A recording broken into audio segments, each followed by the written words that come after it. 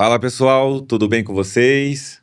Sou o Felipe D'Aloia, mais uma vez aqui num novo episódio do Missão Bentos Podcast. Hoje estou aqui com a Clara, esposa, me acompanhando. E temos um convidado bem bacana para bater um papo bem diferente, com algumas experiências bem marcantes.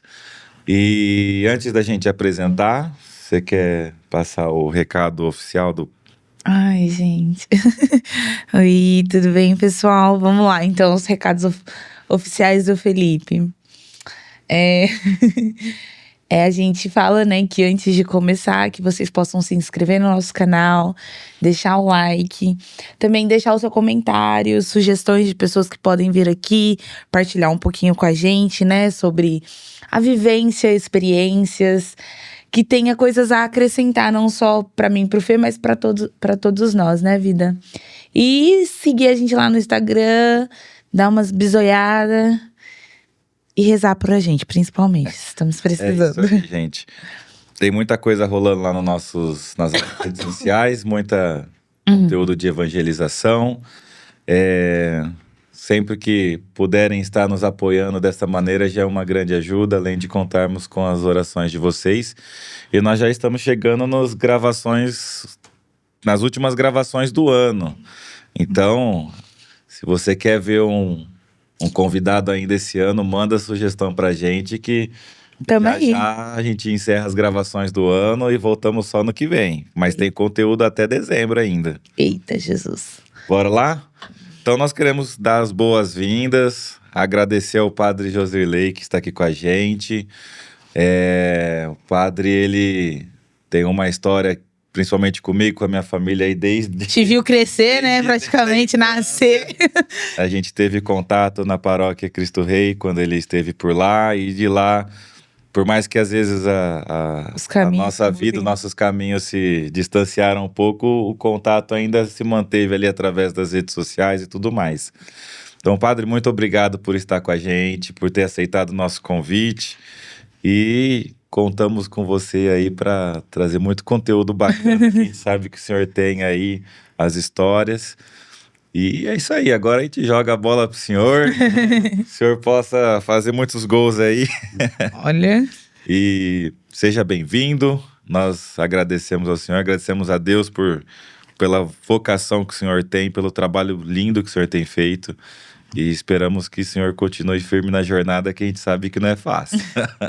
Felipe, claro, eu agradeço o convite por estar aqui, né?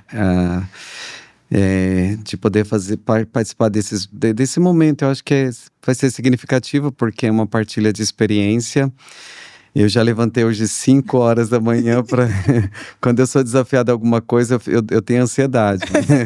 Eu já levantei 5 horas da manhã, fiz a minha oração não com o Frei Gilson, embora eu tenha uma admiração enorme por ele. Mas eu espero, de alguma forma, poder contribuir. Realmente eu conheço o Felipe desde pequenininho, quando ele era coroinha, quando eu fui vigário, administrador paroquial da Cristo Rei. Aliás, eu tenho uma vontade imensa de voltar para lá. A gente encontra o pessoal assim, né, que viu ele crescer. Aí fala assim: nossa, eu lembro da época que você sentava do Padre Josilei do lado e os pezinhos ficavam assim, ó, balançando, nem encostava no chão. Ontem eu fiz a gravação no Rios com um menino que me fez lembrar de você. Depois você dá uma olhadinha lá, eu conversando com ele. Só que esse menino, ele balançava o pé. Esse pequenininho chama Lucas. Como ele não alcança os pés no chão, porque é muito pequenininho, as cadeiras são altas, então ele fica tentando levantar o pé dele. Aí ele faz assim, fica piscando pra mim, a missa inteira. Tá tudo bem, padre, levantar o pé? Tá tudo bem.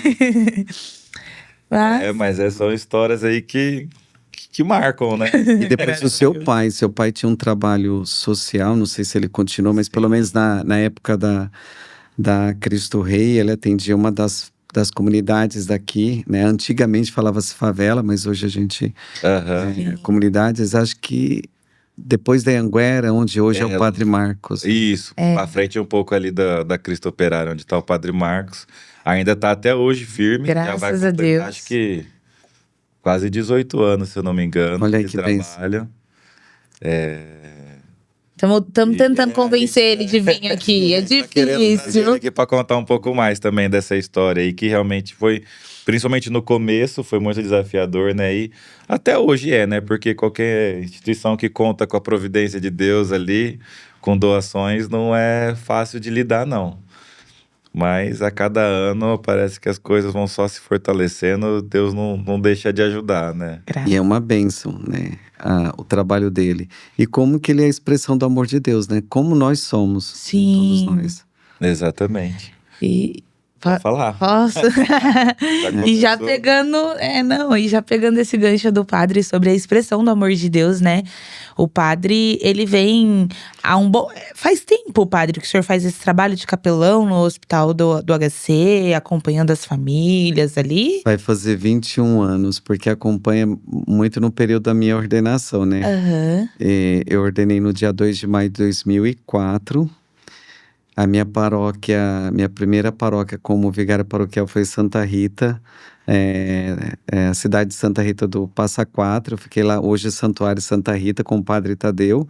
Mas eu fiquei 1 ano, porque o Dom Arnaldo me chamou de volta para Ribeirão Preto, para ser vice-reitor com o padre Márcio, que também, né, logo depois a gente foi para Cristo Rei. E foi nesse período que eu vim para o seminário que o Dom Arnaldo falou assim: você vai ser capelão da unidade de emergência. Eu perguntei para ele o que faz. Ele falou simplesmente: você vai, não é o que faz. Não, você só vai. Então, como a gente tem a obediência, né? Prometi a obediência, a gente vai. Mas eu cheguei no hospital e eu nem sabia o que fazer capelão. Então, eu não fiz o curso de capelania. E fui mandado. E eu amei. Esse aqui foi a diferença, né? Acho que a primeira experiência já foi importante. Porque a primeira pessoa que atendi foi um acidente de trauma de cabeça, um jovem que estava vindo de São Paulo. E ele sofreu um acidente horrível de moto, o capacete saiu e aí a história trágica. A mãe vem para Ribeirão para acompanhar. No meu primeiro dia, eu fui para atender uma pessoa que me ligaram lá no seminário São José, porque eles já sabiam que eu ia ser capelão de lá. Aí eu fui correndo com uma estola roxa na mão, né, vestidinho bem bonitinho como eu tô aqui, com um óleo, mas era um vidrão, porque até eu entender as coisas. E aí, só que aí o paciente não morreu, ele saiu pela porta da frente, foi embora para casa. Aí a assistente social me empurrou dentro de uma sala, tinha uma mãe chorando, o médico conversando com ela. E naquele dia, eu recebi meu primeiro salário, né, no Seminário São José, né, como vice-reitor. Então, eu estava com um cheque de R$ 1.200 no bolso. E na época que tinha cheque, agora. Mas eu fiquei acompanhando ali. O médico falou assim: olha, a senhora tem onde ficar? Ela falou: eu não conheço nada daqui. E ele estava abrindo o protocolo de morte encefálica. Eu também nem sabia o que era isso, né? Tive que pesquisar depois de tudo. Bom, paguei o hotel com meu cheque.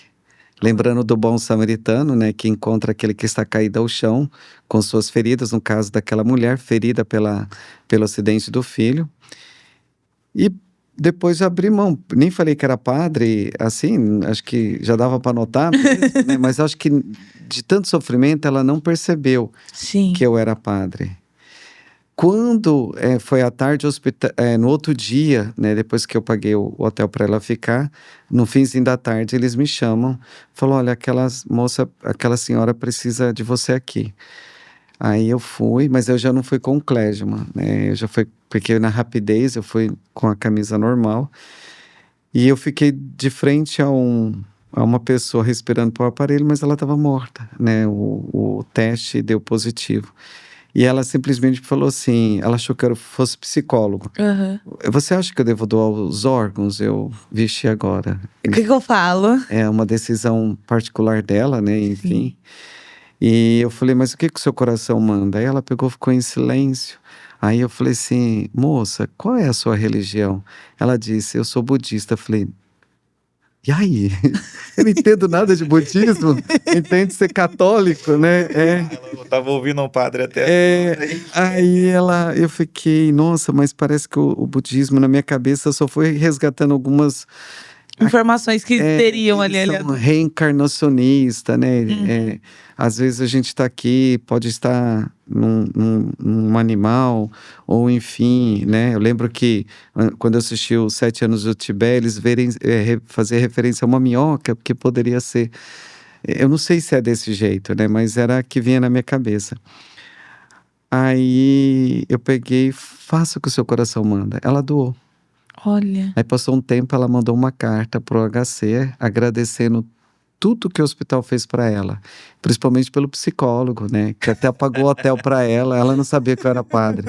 Aí o hospital me reconheceu, né? Da forma como foi a minha abordagem, o que eu fiz e quando eu ganhei o jaleco, né, do hospital. Aí a partir daí eu nunca mais usei, eu sempre usei o jaleco com um colarinho. Né? É legal ouvir, assim, porque assim, né, o senhor falou, o senhor chegou sem saber o que era. Eu também não faço ideia. Porque assim, mas como eu acompanho muito as postagens do senhor, eu tenho uma breve noção do que possa acontecer. Mas quando a gente fala de capelão de hospital, a ideia é um padre que vai rezar a missa dentro do hospital e na hora que a pessoa tá... E quando precisar dar unção dos enfermos, pronto. Que tem uma capela.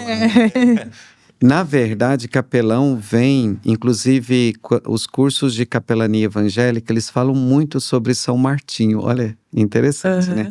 Eles falam Martinho de Tours, que era um soldado que depois se tornou bispo. E tem muitos mosteiros dedicados a ele. Eu tive a oportunidade, na minha primeira viagem que fiz, com a Daniela, que era que os pais eram da Cristo Rei, com Vinícius também, que frequentava lá, e a Tiele Gaspar.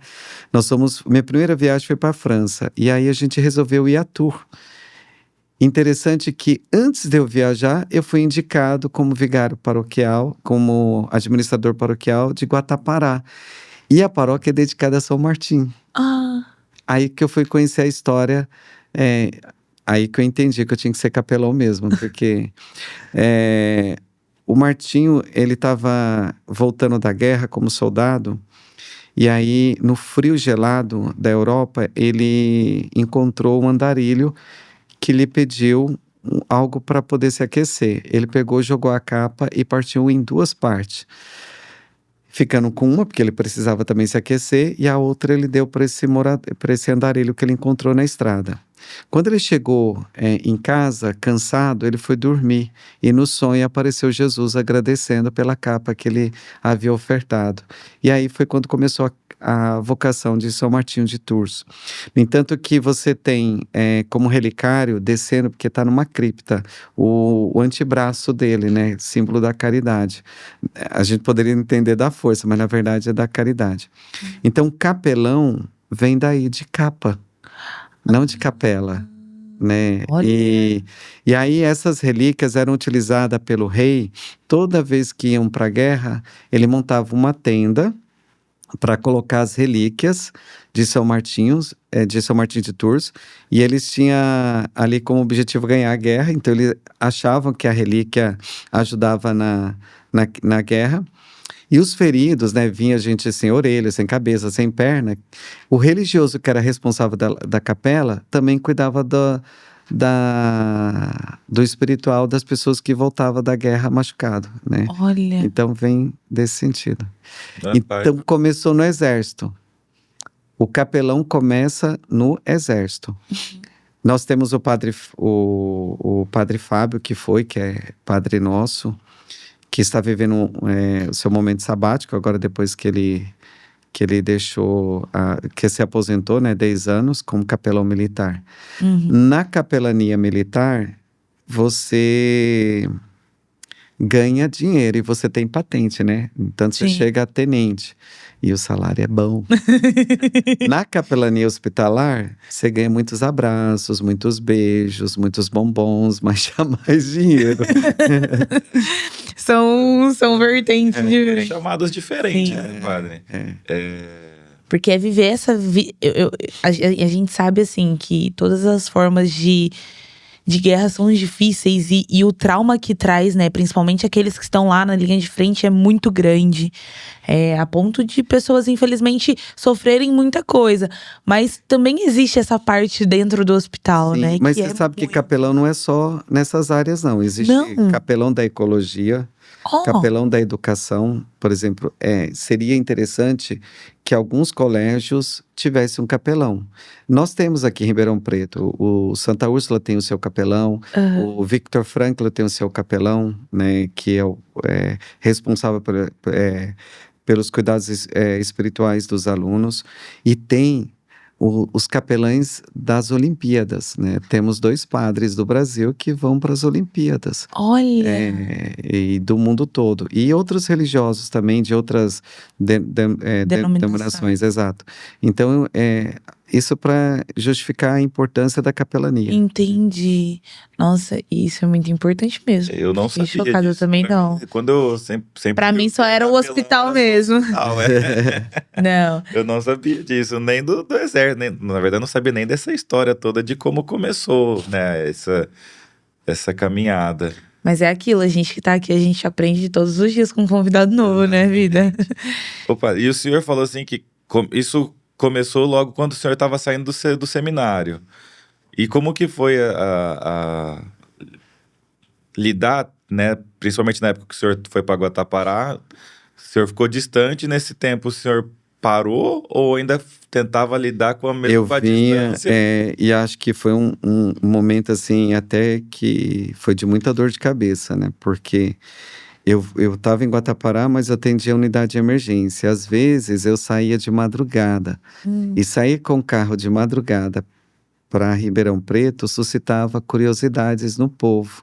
Então eles criavam histórias do que eu estava fazendo de madrugada, você entendeu? Porque na época a gente até conhecia o senhor, porque o senhor saiu da Cristo Rei para ir para lá, né? Exato. Eu lembro que a gente foi lá algumas vezes e em eventos, ou acho que até na missa de posse do senhor a gente chegou aí também. E na época eu não sei se meus pais sabiam, mas eu não sabia que o senhor já era capelão. Já, eu venho no seminário, no entanto que quando eu estava... sabendo agora com as redes sociais, praticamente, né? Quando eu estava na Cristo Rei, tinha um casal que eles perderam um filho. Eles eram muito conhecidos na comunidade, eu só não lembro do nome deles. E eu acompanhei a fase mais complicada, né, da perda do filho, que ele morreu no HC. Eu lembro que eles foram me buscar, era 3 horas da manhã, porque até então, assim, eu não atendia o HC Campos, eu atendia só a unidade de emergência. No centro. Mas a família estava tão sofrida, né? Hoje eu não faço mais essa coisa de levantar de madrugada, né? Eu acho que a gente já conseguiu educar o povo de procurar a gente antes do que esperar para o final, né? Porque às vezes não pode dar tempo. Mas eu, desde a época assim que saiu. Eu até imagino quem seja esse casal, porque eu lembro de algo assim na época. De uma história. Lá, assim, Mas é bem bacana. Mas mesmo. assim, aproveitando essa situação, né, padre, do senhor ter falado sobre procurar sempre antes, né? A importância de não sair mais de madrugada, até mais também por preocupação com o senhor de madrugada, sono, outras questões. E aí o senhor falou sobre essa família. E como que é lidar? Porque o senhor não lida só com a família, né? O senhor lida ali, lógico que com os casos mais graves, mas eu percebo que o senhor também vai sempre fazer aquela visita para aquele que tá internado um pouquinho mais de tempo, né? Mesmo que não esteja em estado grave. Porque o senhor tem que, ao mesmo tempo, algumas famílias podem ver o senhor como, nossa, Deus realmente tá entrando aqui através do Padre Jorsilei, como, não, Deus mandou o Padre Jorsilei como canal de cura e essa pessoa vai curar. E instintivamente, né, o ser humano acaba criando uma expectativa. Como que é receber isso, sabe? Não sei se poderia falar que é o carinho, mas esse realmente, olha, tô cumprindo aquilo que lá no seminário eu aprendi que eu seria, né, a imagem de Cristo aqui na Terra para essas pessoas. E também saber lidar um pouco com essa expectativa de, olha, eu tô aqui, mas a gente tem que entender que, às vezes, infelizmente, Deus quer que ele vá descansar e… Eu acho que a primeira coisa é entender que eu exerço 2 tipos de capelania, né? A capelania religiosa, um padre católico que vai cuidar dos católicos, da vida espiritual dos católicos, né? Da unção dos enfermos. Mas também, né, por conta da forma como eu trabalho e a forma como eu tenho a forma de comunicar, então eu sou capelão que olha muito para a espiritualidade que não tem contexto religioso. Então, por isso que eu estou nos cuidados paliativos. Porque a espiritualidade, ela não depende da religiosidade. Sim. Né? A religião e religiosidade é uma coisa e que deve levar à espiritualidade, só que a espiritualidade não depende da religiosidade, porque está muito ligada ao sentido da vida. Então foi por isso que eu resolvi fazer a logoterapia, para poder entender sobre essa questão do sentido da vida. E também de saber entender as duas realidades, mas de não esquecer de que eu sou padre. Que a minha missão primeira é como padre ali. Então, assim, eu estou lidando com… primeira coisa, quem é importante? É o paciente, a pessoa que é paciente. E também, em segundo lugar, a família. Porque às vezes a família quer tanta atenção, mas quem está sofrendo, quem está no leito, é aquela pessoa que está doente. Então eu foco nela. Pode ver que em alguns momentos eu entro no quarto, aí às vezes a gente encontra aqueles católicos tão piedosos, né, que vem em cima da gente, pega o desvio e já vou direto no paciente, né, de saber quem é, qual é a história. Lembrando, eu estou diante de 2 pessoas. Sim. Clara e Felipe. A Clara é uma biografia, o Felipe é outra biografia. Vocês resolveram viver junto? Juntar as biografias. Mas você tem a sua própria e ele a dele. Então, eu tenho que reconhecer isso, o que é importante para você, o que é importante para ele. E aí, nesse cuidado do paciente, a gente vai entendendo a família também, né? Se tem alguma coisa que está mal resolvida, né? Falar sobre o sofrimento, falar sobre dor, falar sobre a morte. Acho que a coisa mais difícil é falar sobre a morte, né? Falar sobre o sofrimento, as pessoas têm necessidade, é bom que tenha, de poder colocar para fora o que está sentindo, né? Mas também em outros momentos, né, como capelão dos cuidados paliativos, na questão da espiritualidade, às vezes eu estou atendendo uma pessoa que não é católica. Então eu estou ali, eu lembro a que faleceu recentemente, uma jovem de 19 anos, ela é da igreja quadrangular. Não, Batista da Lagoinha. Batista da Lagoinha. E até o pessoal, a TO, a psicóloga, falou assim, a forma como o senhor chega, talvez ela está com muita dor, né? Existe a dor física, uma dor psíquica, né? E também ela está num sofrimento espiritual. Então a gente chama isso de dor total. Então a gente precisa cuidar das dores. E aí eu cheguei com conversas desinteressadas. Ela sabia que eu era padre, porque ela me viu no outro momento. E aí conversa vai, conversa vem, ela falou, eu sou da igreja Batista da Lagoinha.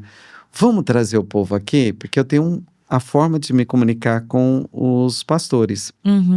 Vamos trazer o seu povo aqui? Quem sabe a gente traz um pessoal para cantar? Eu não quero. Eu não quero que as pessoas me vejam doente. Eu não quero que as pessoas me vejam assim. Mudamos de assunto. Focamos em outra coisa. Aí ela descobriu que eu sou fotógrafo, né? E ela viu a minha página do Instagram, depois ela abriu a aba do Jô Fotos e ela começou a ver, e aí o desejo dela foi fazer fotos.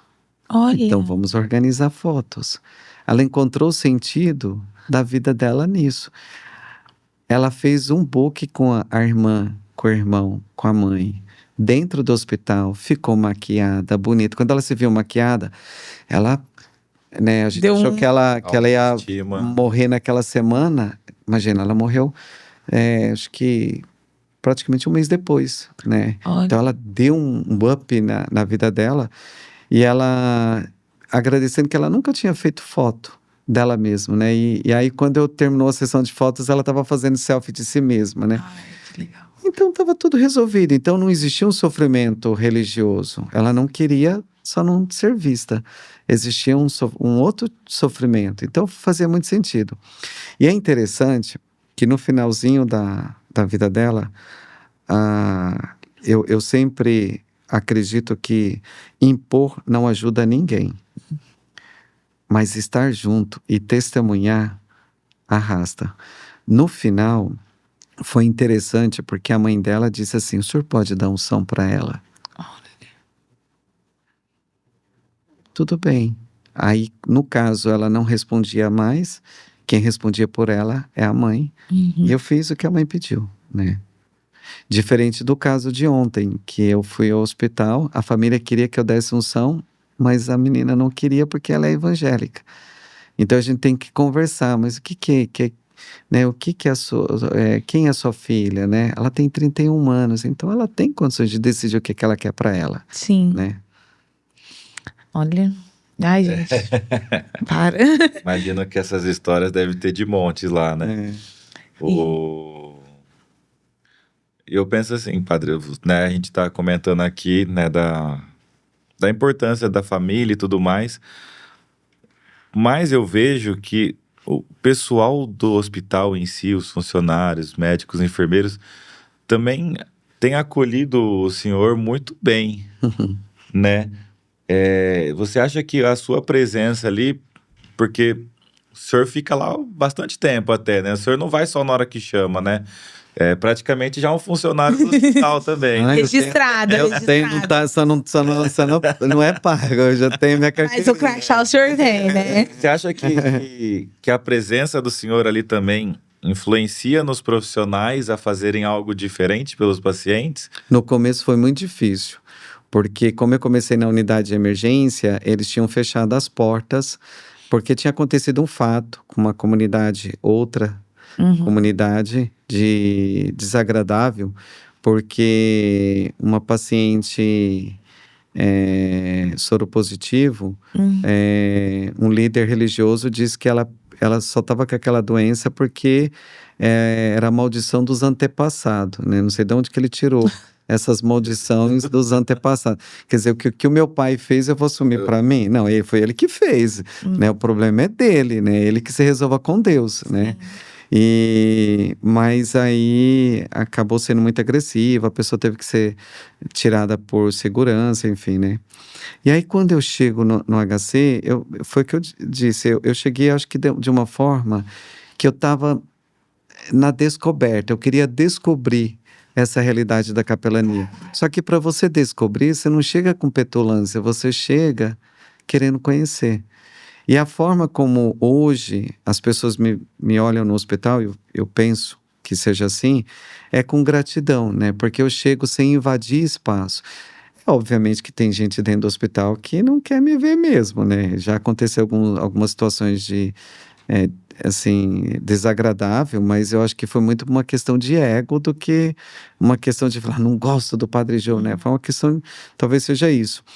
Mas assim, com o tempo a gente vai amadurecendo, essas situações nos deixam mais maduros, né, para o trabalho. Então eu vejo que eu tenho um carinho enorme, não só dos profissionais, às vezes eu chego no ambiente, eu falo até pro povo da Santa Ângela, por que quando eu chego num lugar, as pessoas falam, nossa, o Padre Jô chegou e todo mundo começa a sorrir, para fazer, não de fazer, de cuidar, mas assim, começa, a gente faz oração, aí a gente ri, né? Por quê, né? Isso. Por que as pessoas encontram isso? Porque talvez eu faça aquilo com tanto amor, com tanta dedicação e com muita responsabilidade, né?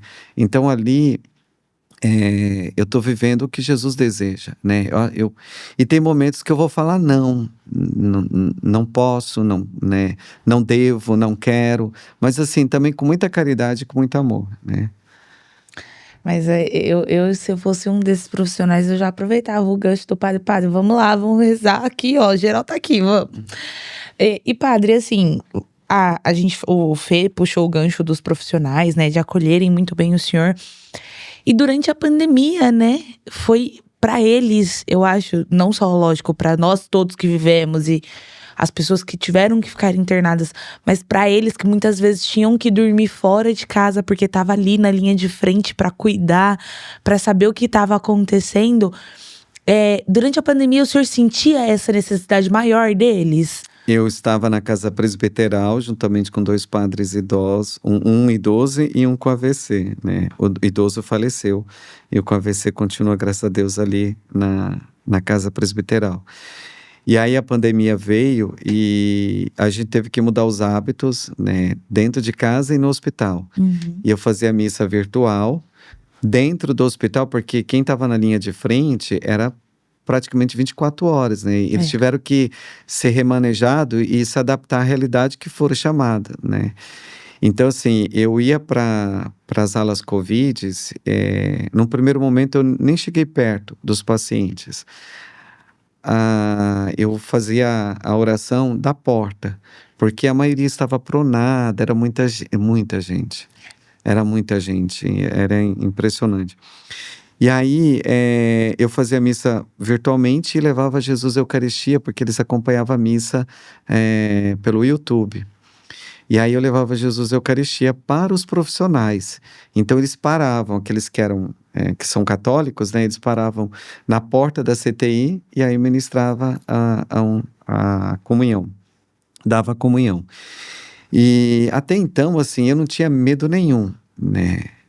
Mas aí o padre Ericlenes, como ele tinha demência e ele teve uma queda importante em casa, levaram ele para o hospital e era notório que ele ia pegar Covid.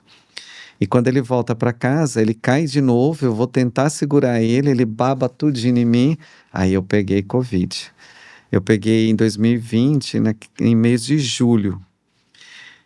Minha mãe chorou tanto, porque ela achou, nossa, meu filho vai morrer, que não sei o quê. E falei, mãe, para, só tô com dor nas pernas, enfim.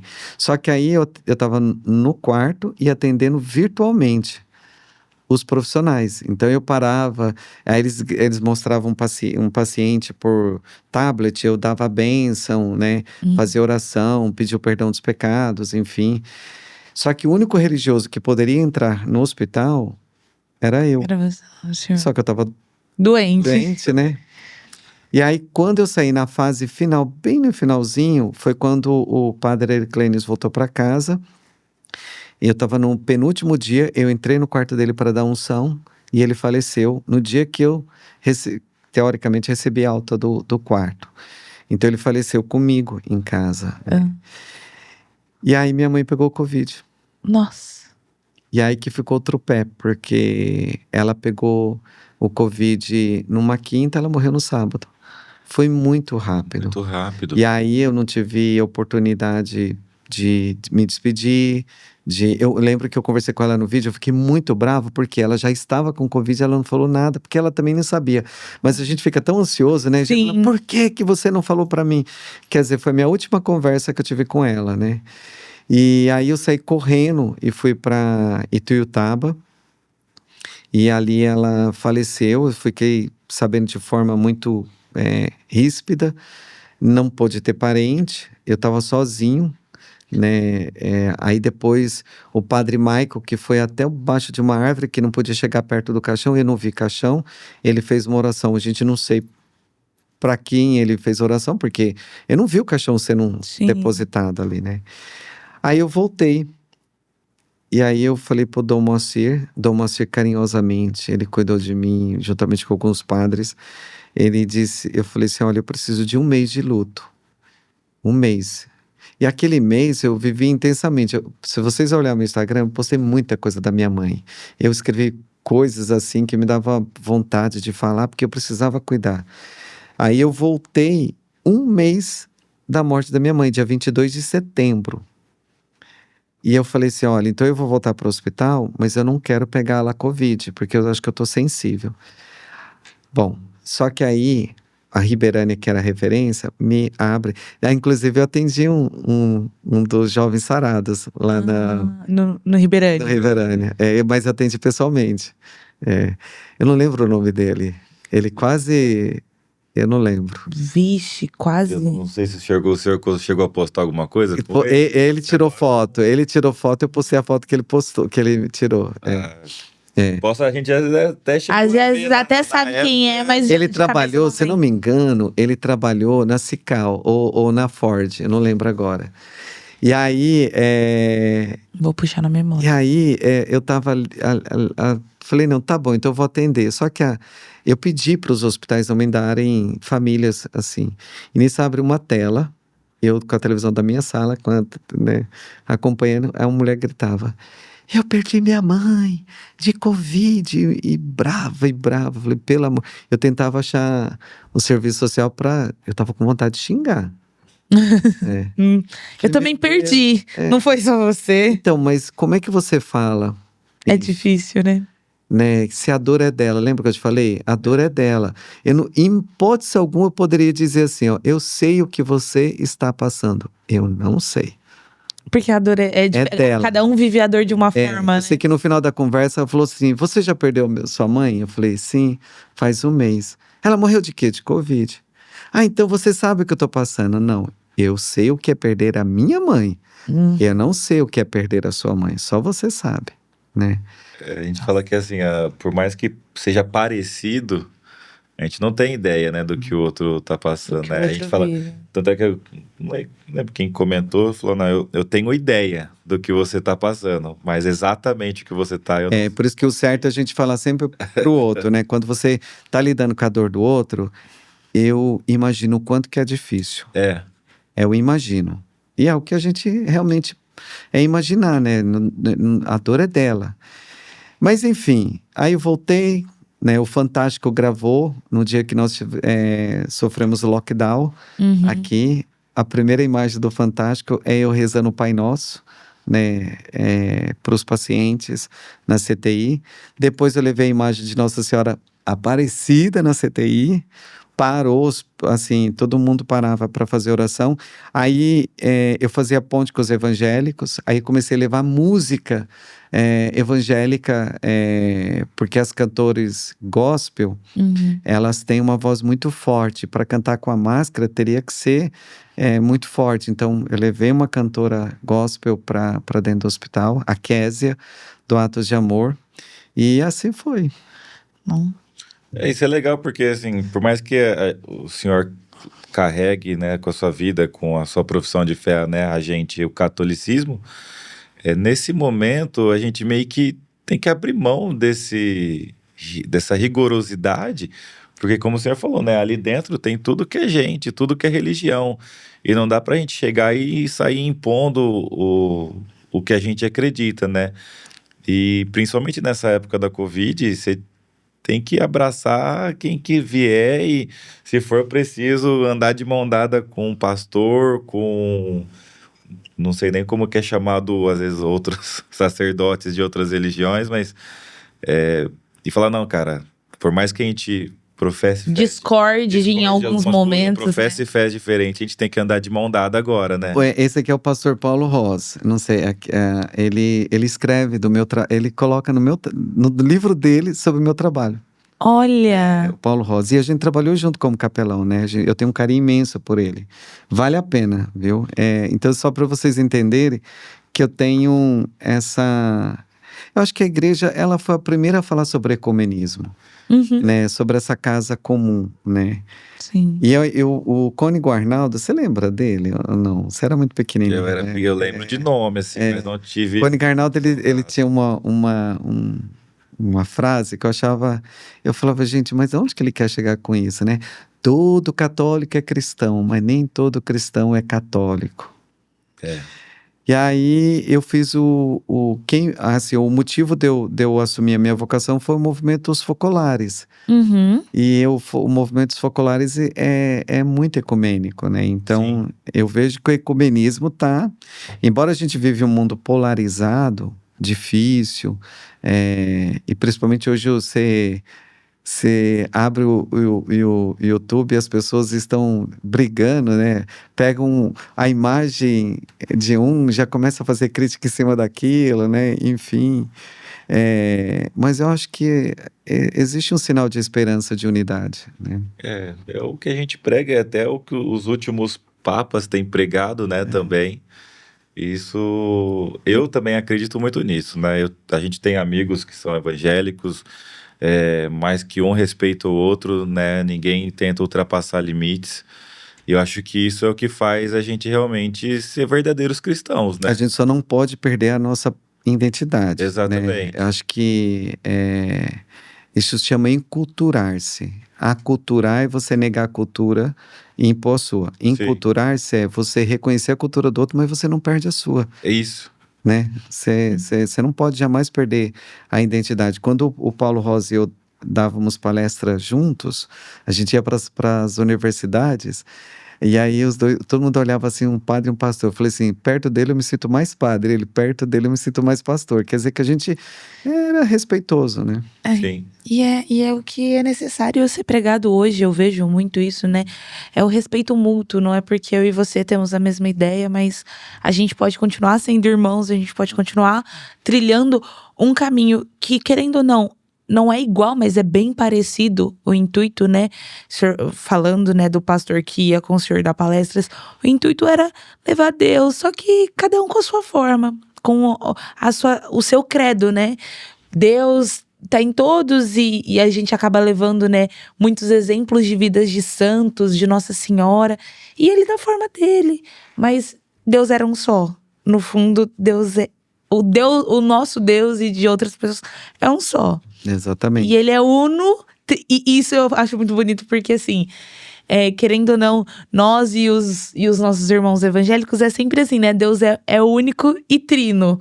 A gente bate com isso. Outras coisas que não são relevantes, assim, não é que não são relevantes, mas que não são importantes entrar em pauta, a gente… Eu liguei pro Tiago, eu preciso te contar um negócio, porque eu não sou muito ligado à política, não é muito mil forte, eu não sei muito falar, mas aquele moço que morreu assassinado lá nos Estados Unidos, e que é um protestante. Sim. sim. Vocês viram? Eu falei, Tiago, procura, olha o vídeo dele falando sobre Maria, Nossa Senhora, né? Ele falava assim, que os evangélicos e os protestantes deveriam ter veneração por ela, porque ela é o exemplo de mulher virtuosa, né? De mulher, de como se comportar diante de Deus, da obediência a Deus, né? E eu falei, cara, é isso, né? Não tem como fugir disso. Eu até brinco, falei que se os protestantes entendessem o real sentido de Maria, eles não seriam mais protestantes, né? Já seriam convertidos, já. Mas é isso mesmo. E eu tenho visto até muitos outros pastores, até brasileiros, eu até comentei com meu irmão esses dias, eu não sei, eu não lembro o nome dele, mas é um pastor careca, ele tem uma barbona, todo tatuado, e ele fala de Maria de uma forma, eu falei, Tiago, ele fala de Maria, é que eles não falam Nossa Senhora, né? Ele fala Maria, de uma forma que muitos católicos nem acreditam dessa E nem intensidade falam dela, dessa né? Alguns usam o termo Nossa Senhora por respeito, porque quando você vai conversar, se eu for conversar com a sua mãe, é uma senhora. Sim, Sim. Então, alguns usam o termo Nossa Senhora, né? Talvez a dificuldade seja usar a palavra santa, né? Sim. Santa Maria, né? Enfim. Mas isso é legal. Ô, padre, agora a gente falou muito dos outros e eu queria perguntar mais agora no olhar para você mesmo, para sua vida. Você acha que esse trabalho, né, de capelania, que foi te confiado muito novo, né, no seu caminhar de sacerdote, Nossa. veio como alguma resposta para você? Veio para, sei lá, firmar ainda mais o seu chamado, para fortalecer aquilo que o Senhor escolheu para sua vida? Eu estava até com um colega meu essa semana conversando, e aí ele é evangélico, e ele veio perguntar algumas coisas sobre ser o padre, né? A diferença, o que o padre de algumas faz, por que o padre né, a gente trata o padre de uma forma e eles é o pastor e tudo mais. Aí eu falei, cara, padre não é a gente fala, né? Por mais que a gente trate, às vezes, até como uma profissão, olhando nos olhos leigos, né? Mas eu falei, cara, ser padre é mais do que ser uma profissão, não é mais do que realmente um chamado, né? É uma vocação. E imagina ser padre já é difícil, ainda mais nos dias de hoje. E ainda o senhor enfrenta uma dificuldade maior, que é lidar com o emocional, lidar com o psicológico, né? Não só do senhor mesmo, mas de outras pessoas dentro dos hospitais. Então, assim, você acha que esse convite, né? Esse segundo chamado que foi colocado na sua vida veio para fortalecer ainda mais o seu sacerdócio? Parece que eu tô vivendo um déjà vu. Né? Mas, assim, se você falar assim, você se orgulha do seu ministério, obviamente que eu vou dizer que sim, porque foi um chamado e eu respondi. Mas, assim, até os meus 10 anos de padre, eu acho que eu poderia ter feito diferente as coisas. E aí, quer dizer, quase no segundo ano de ministério que eu sou chamado para ser capelão. Mas assim, eu estava num período de mudanças muito rápidas, né? Vice-reitor, aí a capelania, aí administrador da Cristo Rei. E sabe quando você tem aquele gás de padre novo, acho que isso acontece com qualquer profissão, né? Você é formado naquilo, vou dar conta, eu vou fazer tudo. E aí você vai percebendo de que a gente tem que pisar como Moisés, quando subiu a montanha e teve aquele colóquio com Deus, isso para mim é muito forte, e Deus fala para ele, olha, tira as sandálias.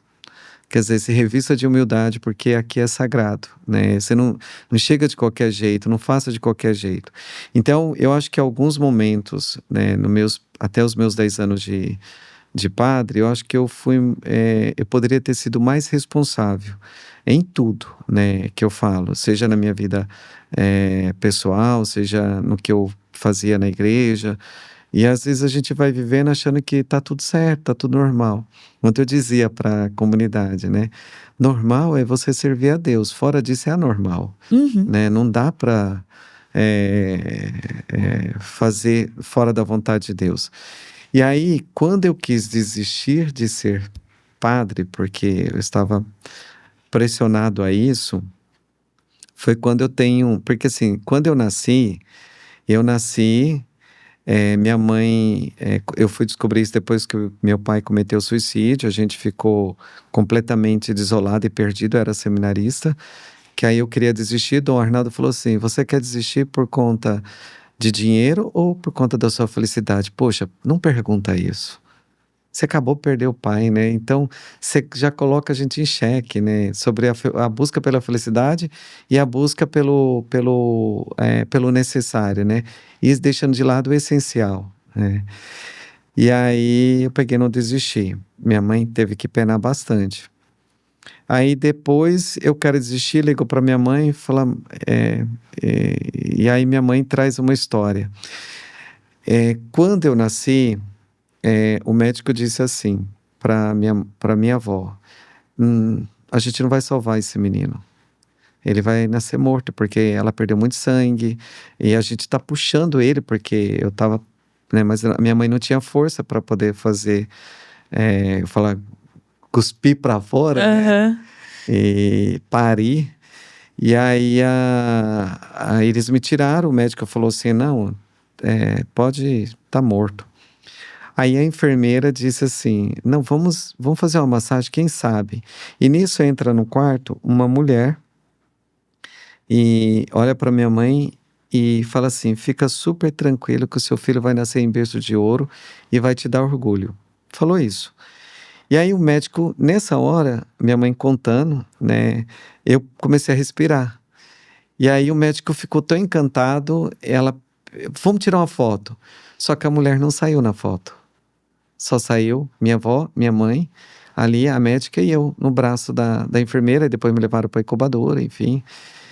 E aí eu contando no dia que o meu pai cometeu o suicídio, e eu estava na catedral, o Dom Arnaldo falou, você vai pensar um pouco.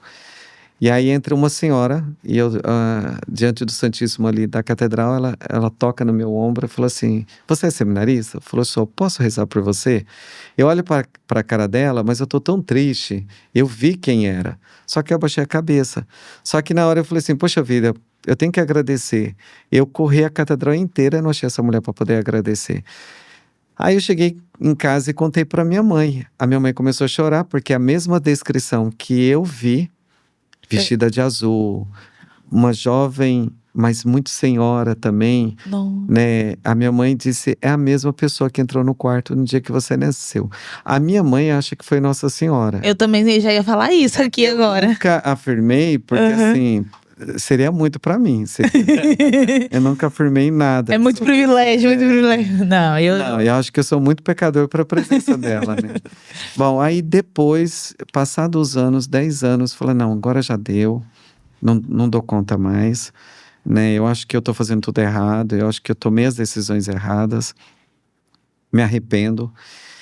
E aí fui pra praia, né, pro apartamento dos meus tios, e aí fui na missa, de chinela havaiana, bermuda, camisa cavada, e sentei ali no canto, olhei para a imagem de Nossa Senhora de Fátima, por isso que eu a tenho aqui. Ai. Aí eu falei assim: olha, eu vou voltar para Ribeirão Preto, mas já tô certo de que eu não vou ser mais padre.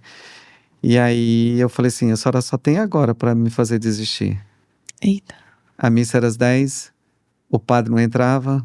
Aí entrou uma mulher lá 15 minutos, 20 minutos depois, falou: olha, a gente vai ter que dispensar vocês porque não temos padre nem diácono, e os ministros da palavra, a gente não sabe o que fazer, e o padre infartou, e nós não temos padre. Entenderam? Nossa Senhora é aqui, Senhor. Você falou, você me desafiou. Nossa, olha. E aí eu vejo que eu tô numa outra versão, embora tem muita coisa que a gente tem que amadurecer. Eu tenho maturidade para algumas coisas ainda. Mas eu acho que é processo. Eu acho que eu só deixo de aprender, acho não, certeza, quando eu morrer. Quando eu morrer, eu não tenho, se não for de morte violenta, né, eu não tenho mais nada para aprender. Então chegou minha hora, né, de poder descansar. Então eu acho que eu estou numa uma outra versão, né, com mais responsabilidade, com mais maturidade, né. Quando eu fui para a praia agora, as pessoas, assim, foi pro Porto Seguro, eu recebi muitas mensagens no particular, né, tanto de homens e de mulheres, dizendo: por que você não tira foto sem camisa? Porque alguns padres tiram na praia. Por que você não pode? Eu não respondia, porque eu sei das minhas responsabilidades. E eu sei que eu estou sendo visto. Para que eu preciso fazer isso? Então, quem quisesse me ver sem camisa, estava lá na praia, né? Agora, na rede social, não tinha que me ver. E poucas vezes eu fiquei sem camisa, né? Mas por uma questão pessoal, não porque eu tô querendo ser santo. Porque às vezes eu acho que também eu já deixei invadir demais a minha privacidade. Agora eu não quero mais isso, né? E uma outra coisa que aconteceu, né? Eu tava sentado com um casal e eu sempre, agora onde eu vou, eu falo que eu sou padre, né? Então, eu sou padre. E se eu mostrar para vocês a mensagem, tem um diácono evangélico que ele era o barman lá. E aí ele conversando comigo, falou assim: o senhor precisa provar o capeta. Eu falei: você quer oferecer o capeta pro padre? Pelo amor de Deus, eu não quero tomar esse capeta, né? E a gente ficou muito amigo. Aí ele falou assim: não, o senhor precisa voltar, tá todo mundo aqui do hotel com saudade do senhor. Porque a gente ia conversando, eu vi uma mulher sentada, eu falei assim: você tá grávida? Eu não contei pra ninguém como é que você tava. Não, esquece. Esquece que eu falei. Não falei nada. Mas eu, assim, enfim, talvez Deus que quisesse que eu visse isso, né? E aí eu tava na praia, eu conto isso porque eu acho engraçado. Eu tava sentada assim, falei: poxa vida, mas... E todo mundo sabia que eu era padre. Falei: ela provavelmente sabia que eu era padre, não é possível. Aí ela passou, bateu no ombro e falou: quero me banhar com você. Eu olhei assim e o casal ficou assim: hã? Falei assim: eu quero nadar com você hoje. Falei: então, eu sou sapo cururu, nem no mar eu entro. não vou, né? Embora eu disse pro povo, a vontade, ela existe em nós. Os desejos, eles existem em nós, não tem como tirar isso. Mas a gente tem uma escolha. E aí Viktor Frankl fala uma coisa que é forte para mim: a gente não é produto da circunstância, mas das escolhas que fazemos. Eu acho que eu tô nessa fase. Exatamente. Gente, maravilhoso. O senhor até comentou, né, que o senhor também foi atrás da logoterapia, né, que é o sentido da vida. E foi onde o senhor começou a tratar o lado espiritual também, né, dos pacientes paliativos, não só o religioso. Eu acho que é uma pergunta bem genérica, mas e qual seria o nosso real sentido da vida, padre? A vida. Olha, ele respondeu com a própria pergunta, né? O sentido da vida é a vida. Não é você que questiona a vida, é ela que te questiona. E se ela te questiona, ela te chama a viver. Acho que é por isso que algumas pessoas, quando entram na tristeza, enaltecem tanto a dor e o sofrimento, que questiona a vida. E, no entanto, é ela que me deve questionar. E a vida, o único desejo dela é que vivamos. Ela existe para que possamos viver, né? Então, o sentido da vida é a vida. Nossa, então, viva intensamente. Não, agora eu quase fui. E aí, se você entra no sentido religioso, quem é o autor da vida? Só um, né? Só Deus. É Ele que deu. Então, Ele que te chama a viver. E eu vou desperdiçar o que Ele deseja? Eu lembro muito assim, né? A gente passou por um momento que a minha terapeuta, por incrível que pareça, eu faço logoterapia, né? Minha terapeuta, ela é logoterapeuta. E eu venho ainda vivendo uma forma de luto, porque a gente ficou muito tempo com a minha avó internada, em cuidados paliativos lá no campus do HC, inclusive. E a minha avó falava muito assim: Deus foi quem deu, só Deus pode tirar. Então, por N motivos, toda a família muito triste, porque minha avó sempre foi muito guerreira e tudo mais. E aí o meu padrinho, que é enfermeiro, eu acho que para ele foi um momento muito difícil de ter que cuidar da própria mãe doente e saber que a mãe não tinha muito tempo ali para estar com ele. E aí ele entrou numa depressão que ele falava muito pra minha avó no leito de morte que se ela fosse, ele ia atrás. Filho mais novo, mais apegado, né? E aí ela falava assim: Deus foi quem deu. Se ele for tirar sua vida aqui ou agora, ou amanhã, ou daqui a 30 anos, é ele que vai tirar, não é você. E por incrível que pareça, né? O suicídio é uma forma de ferir aquilo que Deus mais nos deu, né? Que foi a vida. É porque eu lembro de uma paciente que eu atendi no São Francisco, a psicóloga disse assim, entra lá para ver o que o senhor faz. Aí, deu o nome e tudo. Aí, quando eu abri a porta, ela disse assim, eu não quero saber de padre. Eu peguei, fechei a porta e sentei com a irmã dela e fiquei conversando com a irmã dela. E ela toda incomodada. Ei, eu tô aqui. A senhora já disse, tudo bem, eu tô conversando com a sua irmã. A senhora tá conversando com a sua irmã. Mas foi pra mim que você veio. Eu falei assim, é verdade, eu vim pra você, mas quem me acolheu foi sua irmã, né? Eu falei, eu não vou querer. E aí, a senhora construiu um muro ao seu redor tão grande, mas tão grande, mas tão grande que não tem uma janelinha pra eu poder vê-la. A senhora acha que eu vou querer escalar esse muro? Não vou. Fica a senhora aí dentro. Foi quando ela pegou e entendeu de que ela estava tornando aquele sofrimento mais do que todas as possibilidades que Deus tinha para realizar na vida dela. Graças a Deus, ela quebrou os muros. E é muito Deus assim também no nosso coração, né? Deus não invade, como o senhor falou. E o senhor falando me vinha muito isso, de que muitas vezes a gente mesmo, durante a dificuldade e tal, a gente fala assim, não, porque tá dando tudo errado, a culpa é de Deus. Mas Deus não vai me obrigar a me invadir naquele momento. Ele vai esperar eu derrubar o muro. Porque, e é a nossa decisão todos os dias de abrir as portas para que Deus faça o diferente na nossa vida. Porque se a gente não abrir, Ele não vai arrombar a porta. Exatamente. É isso aí. Padre, a gente já tá chegando nos finalmente, mas antes da gente acabar, queria que o padre trouxe aqui para mostrar pra gente alguns livros que contam um pouco do trabalho dele, escrito por outros autores, né? Esse daqui é do Paulo Ross, que é um capelão ele não está mais em Ribeirão Preto, ele é pastor batista. A gente falou da igreja, né? Esse aqui, Sorriso de Ricaru, é um menino com câncer que faleceu, que eu atendi. A mãe escreveu sobre todo o trajeto dele, e a mãe é espírita, mas o menino frequentava as missas da Mumbuca quando eu era padre lá, né? Então... E é uma historinha contava, então infantil bem bonito, eu gostei da capa. Eu gostei, então tem uma experiência.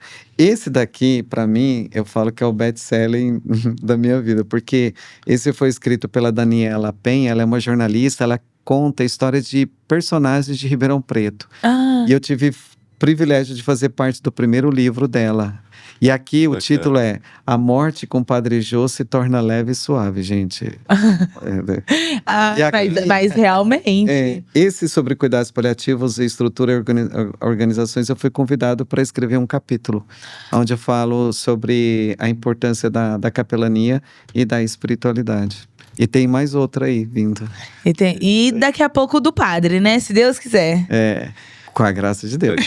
Então, se você quiser saber um pouquinho mais aí das experiências do padre, além de acompanhá-lo nas redes sociais também, ele está sempre postando algumas novidades lá, principalmente o dia a dia dentro dos hospitais, né? Sem expor, lógico, as pessoas, mas com muito carinho.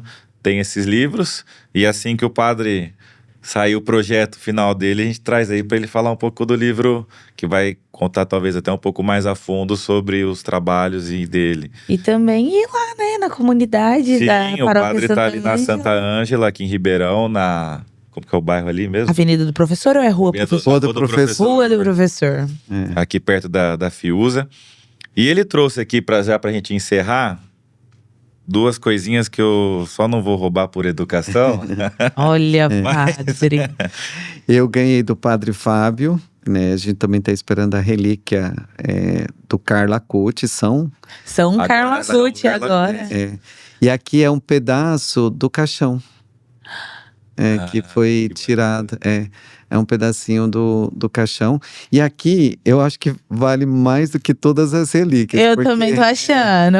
Porque quando o Padre Fábio Vieira, que é o guardião das relíquias aqui no Brasil, e também ele que acompanhou todo o primeiro milagre e participou da exumação, é amigo pessoal da família do São Carlo Acutis, ele participou da exumação. E aí, quando eles estavam exumando o corpo do Carlo Acutis, eles olharam que as rosas que estavam ao redor do túmulo, as pétalas que caíram ao chão, não morreram. E aí essa daqui tá aqui, ele me deu de presente, tá vivíssima ainda, né? Acho que uns 15 anos, eu suponho que seja 15 anos, né? Desde a exumação, não lembro agora. E ela não fica seca. Ela então, é uma pétala de rosa com mais de 10 anos. São sinais. E que, assim, né, só trazendo um pouco acaba sendo um santo que viveu um pouco a realidade que o senhor vive dentro do hospital, né? Exatamente. E é muito bonito. Maravilhoso. Gente, primeiro já fica o convite pro Padre Fábio, se ele ouvir esse podcast, por favor, quando Fora o primeiro do retorno do Padre Gerson. O Padre Fábio, ele quer voltar a Ribeirão Preto. Caso ele passe aqui pela região, por favor, nos dê o privilégio de tê-lo aqui com a gente, para contar um pouco mais. A gente acompanhou um pouco da história do Carlo, né? Principalmente agora, nesses últimos meses, até a canonização dele. E o Felipe tá se achando, viu, padre? Sério? Porque foi canonizado no dia do aniversário dele. Ai, meu Deus. Eu falei, já não dou conta, porque agora nasceu no feriado. Agora ele tá se achando. As atenções agora. Ele tá se achando já. E além da gente ter ido atrás também da história dele, de conhecer até a própria mãe dele, que eu não conhecia tão a fundo a história da família, e é uma história também muito bonita. Então, se eu chegar essa mensagem até o Padre Fábio, a gente gostaria muito de ter o senhor aqui também. E mais alguma coisa para comentar? Não, o Padre Josilei tem que voltar, eu acho. Tem muita história ainda, ficou muita história. Acho que se a gente pudesse, a gente ficaria aqui 2, 3 horas conversando, e acho que o assunto não acabaria. Mas, padre, muito obrigado de verdade pela presença do senhor aqui. Por aceitar nosso convite, né? Nosso convite, o padre que sempre foi muito receptivo com a gente, com a nossa família. Nos passou algumas orientações quando a gente estava começando o projeto. O padre Josilei foi um dos que nos abraçou ali com algumas orientações. Na mão do bispo. Ai, meu Deus! A gente vai seguindo conforme Deus vai nos orientando também. E que Deus possa abençoar demais a vida do senhor, que o senhor continue, né, firme nessa caminhada, nesse chamado que o senhor traz aí, que com certeza leva a paz, a harmonia para o coração de muitas famílias aí. E a presença de Deus, momentos né? muito difíceis. E louvar a Deus pela vida do senhor. Amém. Porque como o senhor mesmo contou aqui, de acordo com o médico, o senhor nem estaria aqui, né? Então, que Deus possa abençoar cada vez mais a vida do senhor. Nossa Senhora continue protegendo o senhor. Que o senhor fala que não é digno, mas eu acho mesmo que foi ela as 2 vezes. Mas que... E esse chamado, que o senhor continue assim, realmente impactando vidas. Porque desde quando a gente começou, né, o nosso namoro, o Felipe falava muito do senhor. E poder trocar um pouco de experiência com o senhor, eu acho que o senhor impacta onde o senhor realmente passa. E que continue assim, na graça de Deus. Amém. Obrigado. Deus abençoe a todos.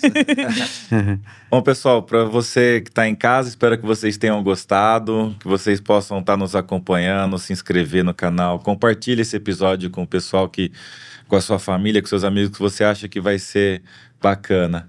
E, padre, encerra com uma bênção para nós aí, para o pessoal. É o primeiro padre convidado no nosso podcast. Então vamos pedir que a nossa mãe querida, a Nossa Senhora de Fátima e São Carlo Acutis possa trazer a bênção a todos para esse lugar que nos acolhe com tanto carinho. A bênção de Deus Todo-Poderoso, o Pai, o Filho e o Espírito Santo. Amém. Amém. Até mais, galera. Até o próximo episódio.